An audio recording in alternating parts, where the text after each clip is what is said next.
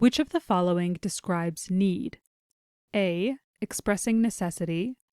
B. Interlocking loops of yarn. C. An orderly, tidy way. D. Fell to one's knees. Or E. None of the above. The answer to this question is E. None of the above.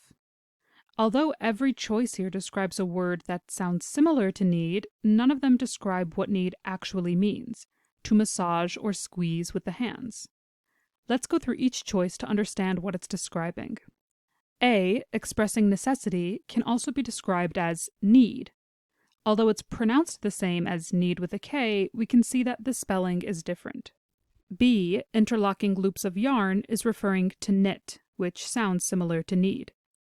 C, an orderly, tidy way, could also be referring to neat. And D, fell to one's knees, is referring to kneeling, and as the clue is in past tense, it would be referring to the word kneeled or knelt. Again, although both may sound like need, we can see that their spelling is different. As none of our clues give us the proper definition of need, we can mark E, none of the above, as our final answer.